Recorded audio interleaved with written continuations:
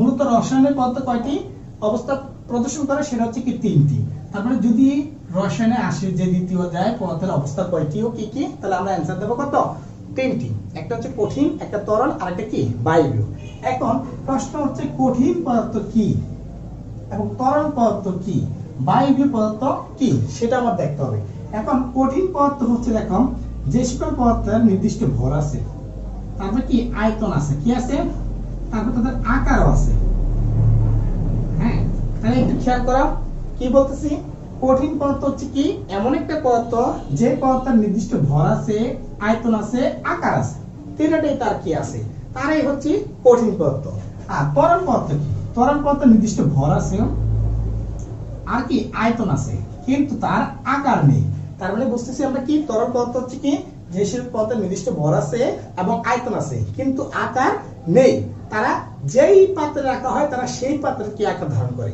তুমি যদি কি ত্রিভুজ আকৃতির কি একটা পাত্রে রাখো তাহলে ত্রিভুজের আকার ধারণ করে, চতুর্ভুজ আকৃতির একটা কি পাত্রে রাখলে সে চতুর্ভুজ আকার ধারণ করে। যদি তাকে কি বৃত্তাকার কি আকৃতির একটা কি পাত্রে রাখা হয় তখন বৃত্তাকার আকৃতি কি করে ধারণ করে। তার মানে তার কোনো নির্দিষ্ট আকার নেই।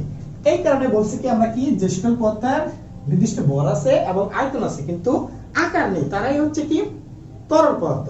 আর বায়বীয়টা কি দেখো, বায়বীয় শুধু কি আছে ভর আছে, তার মানে তার কয়টা নাই, আকার নাই, আয়তন নেই। তার মানে বায়বীয় কি দেখো আসলে বায়বীয় পদার্থগুলোকে আমরা দেখি না, খালি চোখে কিন্তু কি দেখি না, এবং তাদের কি নির্দিষ্ট কিন্তু আকারও থাকে না, তারা একটা নির্দিষ্ট কি আয়তনও দখল করে না, তবে তাদের একটা কি তুল্য ভর আছে।